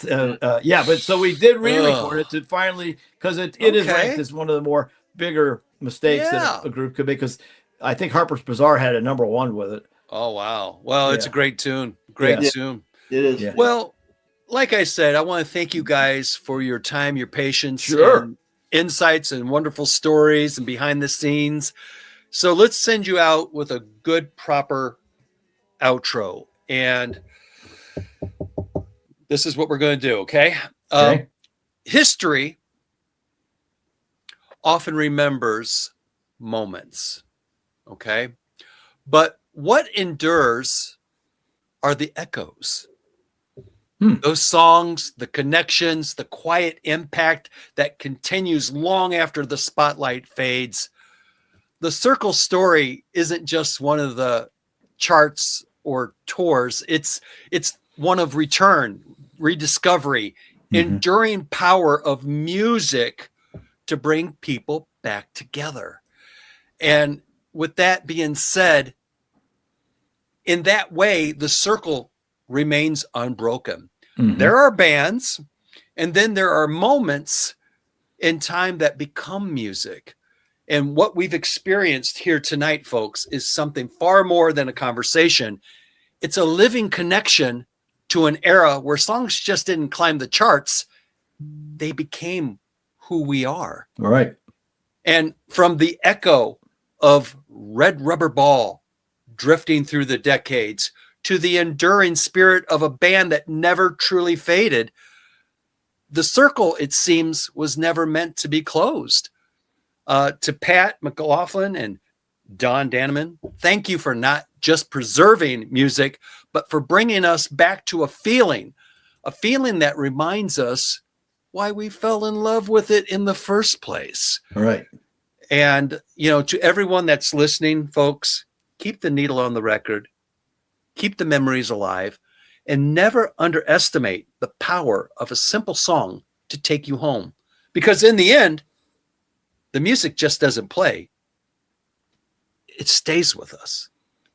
And for Beatlesarama Radio and TV, I'm James D. Jones with Don Dannemann and Pat McLoughlin. And this is The Circle. Thanks again, guys. And get on Facebook. Check out The Circle. Now, for those folks that don't know, Pat, can you tell them how to spell the Circle's band? The name? Yeah, I sure can. Capital Cyrkle. There you go. Yeah. A name that was thought of by the one and only John Lennon. Even on the Beatles tour, he would come up every once in a while. He'd look at us with his granny glasses. So, guys, have you learned to spell yet? Love it. Love it. Yeah. Oh, man. Good stuff. Well, thanks again, guys. And if there's anything that I can be of service, please sound off. You got a new friend in James D. Jones. Wonderful. And, you know, folks, be sure to check out the Facebook page of the Cyrkle and keep up to date with their latest touring dates, their releases, and everything in between. You guys got some great stories and a time machine that makes folks feel like 17 again. Good job. That's the magic right there. So that is. With that, we say thank you and have a great time, folks. Until next time, we'll see you then. And what I'll do is I'll hit the end recording here. And once again, guys, if I can ever be of service, feel free to reach out to me. We would love that. Yeah. We may come back to you some other time. Maybe you could help sell some albums for us. Yeah, I'd be okay with that. Yeah, I would love to see. We've got great content on that album. They've been releasing singles. They just released a fourth, but Don's got a song. Man, you should have heard that. We should have told him. So very quickly. So Don is approached by Daniel Costin, the guy that funded our album. Yeah, and he presents Don with a song. And, Don, I'm going to add comments at the end of this quick story. Would you mind doing it? Because I'm putting words that really you could do a better job at. Okay. Daniel sends me a song. And he says, I don't want to say anything, just listen to it. Okay, I listen to it. I get back to him. Okay, I heard it. Yeah, nice song. You might want to record this, by the way. Okay. Yeah. Go on. So he sends me this song, and he says, I just want you to hear it. That's all. Listen to it. I get back to him. Okay, yeah, it's a nice song. It sounds like there's some Beatle and Beach Boy influence in it. Like, why am I hearing it? And now he tells me this song was recorded by a fellow named Andrew Sandoval, who was good friends with your bandmate Tommy Dawes. Oh. And Tommy helped him on the recording and is singing all the background vocals on this song. Oh. So it blew my mind, because I actually had thought after Tommy died, he passed in 2007, I thought, wouldn't it be great to get some old recordings of Tommy and maybe put them together in some way and make a song that honored our history? Yeah. Well, we got permission to pull Tommy's vocals off of that. And I was able to take his vocals. Now, I didn't know exactly what I was going to do, but I knew what the basic concept was going to be. I want to write a song where I get to sing with Tommy again. And because he was the harmony on Red Rubber Ball, right. I get to sing with him again and with our history. And I was able to take those vocals and manipulate them and move them around, change the speed. And basically, I wrote a new song that honored our history. Wow. And it starts out just like I think I told you at that freshman mixer I talked about earlier in the show. Yeah. Carried my heavy amp down the stairs. I played with these guys. And it basically, it starts out singing that, actually. And the one in the background vocals that he did, he actually only sang one actual word, and that was fly. And so it took me a while to come up with it, but I thought we could fly. As in, we got together, here's what happened. We thought we could fly. We did for a while, and that is the song. I sing harmony with the word fly. It happens a bunch of times. And then Tommy did wonderful oohs that I was able to move around with, and I made sure to feature them. And then I sang the song. And then the one other thing that was really got me a real charge is he did in the original Andrew Sandoval song, he did this really neat Beach Boy a cappella harmony that I used as the instrumental. And I was able to take his harmony and put, with using my falsetto, put the notes of the Red Rubber Ball organ over that. So you hear, and when I did it, I found myself as I was, it took a long time to get it and work and da-da-da. Mm-hmm. I found myself tearing up as I did this thing like, oh my God, I'm getting to sing with Tommy again. and we've done it several times live. And when I talk about the story, I choked up. I almost couldn't get through it. It was an amazing experience to do. Yeah. So James, think about what you just heard. Now you've seen, because of if you've seen the Beatles create 3 new recordings, Right. with John Lennon, but the recordings already existed. The songs were in the real world. But Right. And I know that Hank Williams Sr. and Jr. did something. I know that Natalie Cole did. Dean Martin I've seen that before, but they all existed. But Don writes a new song and brings a deceased band member into the song, and it's a new song. It's not something that existed, and so I don't know anybody else on the planet that has done something like that. So and it does. I mean, that bridge is tough for all of us, but we did learn it. Yeah. And so it really sounds good live too. Yeah. So That's just a dedication. You could see the camaraderie that you guys had for each other. And wow, what a great story. I'm glad that you told me that. That is go phenomenal. out and listen. Here, I'll send it to you. I'll just send you a YouTube or whatever you that'd be great. You can hear what Don did and understand that the backing single, a vocalist, is to this new existing song is Don and Tommy. That's incredible. I love it. It's magic. I'm looking forward to it. He created his own magic. Yeah. It's absolutely what you did is impossible to do. Well, I was thrilled to be able to do it. Yeah, I bet. Yeah. I bet. All right, we bored this guy to death, Don. No, you've done great. How was my questions? Did you guys think they were okay? Really good. Yeah, really, really good. And I do my own radio show, and I was very impressed with a lot of your. Now you may have them sitting in front of you, but often when I have questions, I might pose one question, then do what you do, start to follow up with questions that aren't on my. And you did the same thing. Yeah. And so there were things that Don probably answered for the first time today. You were very crisp. You know, there was I think that we hardly had dead air, even though you can out. I know. Right. Yeah, no, you were informed and crisp. So good for you. Yes. Yeah. You All did right. real well. Yeah. I have a passion for it. I love music. I love radio, and this is just. I love being able to talk to folks. Sure. How did we get in contact with you? Because we have a lot of these. Was this Sean Weiss or was it Sean? I had interviewed about 2 weeks ago. Gotcha. Okay. And he's like, would you have any interest in speaking to the Cyrkle? I'm like, of course I would. Yeah. Who wouldn't, right? Yeah. And in fact, I'm talking to a couple people that he has sent me. Charles Rosenet is another one that I'm going to be working with.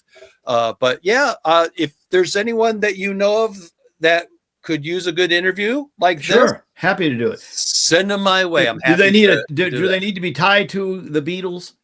Well, you know, I like having a Beatles connection. Yeah. But I do other interviews that do not have a Beatles connection. So, you know, I've got a wide variety of people that love hearing these interviews. Are you working with Nicole Michael at all? Mm-mm. Does that ring a bell with you? 910 PR? Mm-mm. Okay. So there's a gold mine vein for you, and I'll talk to her about you. Oh, wonderful. Yeah. Yeah. Pat, you could actually help her, you know. Yeah, I can help her and she can help you. Yeah. There are people like you out there who are Beatle influencers, and you said something earlier about how you have hundreds of thousands of people are going to hear this. Oh, yeah, and she's got people like that. I think you two should have a relationship. Okay. In my opinion. Talk to her, man. And then you'll be exposed. Her business model is she only does marketing efforts for acts or people, authors as an example, who have a tie to the Beatles. I mean, she is a very niche, however you want to say it. Niche, marketer. And I think the two of you need to meet. That's a connection. Yeah. Yeah. Yeah. Give her, talk to her and see if she's up for it, and send her my way. I'd love to. You know what, do that. Don? I haven't told you. Is Greg Evigan, the TV actor? Do you know Greg Evigan from your growing up? Yeah. Yeah. BJ and the Bear. BJ and the Bear. So he is a hugely talented musician, and he wrote his own content. He wrote 8, I don't know, classical musical types of sounds. He writes it, he arranges it, and he goes to Abbey Road and he hires the this is what when you have lots of money, Don. You hired the London Philharmonic Orchestra, and they record at Abbey Road. And I brought that up to her. She goes, "Oh, I think that's something I'm interested in." And so now I got her and Greg Avigan talking. Wow. And I think she does trust me to bring people of that nature to the forefront. So I think it would be a big help to you, James. Without you're doing fine, but you're looking for the next big level to go to, and maybe we can help push you up that. That'd ladder. be great. That'd be great. Yeah. Well, I'll tell you what, guys, I really want to thank you again, sincerely. Absolutely. For your time and the stories. And this is going to be a great video. When it's said and done and all edited, I'll make sure that you guys both get a copy. Oh, I would love that. And if it airs at a certain date and time, let us know, because we can then promote through our media. Sounds like a winner, man. Yeah. You know, we could even, Don, just thinking out loud with that YouTube thing I'm working on, I'd get your permission, but we could take pieces of this interview and post it there too, so that people, and you could get more exposure, I guess. Well, and I always look at it this way, because I tell all my guests whenever I do an interview, feel free to use this interview to promote whatever you guys are doing. Happy to get it I should out get there. Greg. You want to talk to Greg Epigan? Yeah, let's set it up, man. I'll set it up for you. Yeah. All right. I'll set it up for you. That'd be kind of neat. Yeah. I mean, grant you, it's Abbey Road is the tie. Yeah. Yeah, you can't get any more closer than that, right? Yeah, if you're okay with that, though. I mean, they don't. I'm definitely okay. That's a pretty good tie today, because I do have to talk to him. I'll bring this up. Okay. So all right, and then if that's the case, you'll get an email. Yeah, and let me know what's going on. I hope we do stay in touch. Oh, we're going to definitely. And like I said, when I get the video, I'll make sure you both get a copy of this interview. And by the way, guys, you noticed that there was no interruptions, and you saw a background change. It's because I wasn't getting good signals up there, so I came right next to the router. And, that's why there were. Did you see me leave? That's why I did see you leave. Yeah, that's why it was funny. Is there was an old picture of you frozen where you're like, "Oh, great!" And then your new one came up. I'm like, "Let's get rid of the old one so it doesn't mess with us."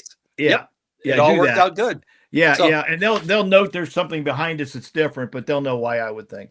All right, okay, well, guys, you guys have a great day. Thanks for your time. Tell hi to Deb. Don, I will catch up with you, but I got we'll catch up, Pat. Yeah, I'll catch up. James, nice to meet you, and looking forward to our first handshake. So, all right, buddy. You guys take care. Both. All right, bye-bye. Bye-bye now. Take care.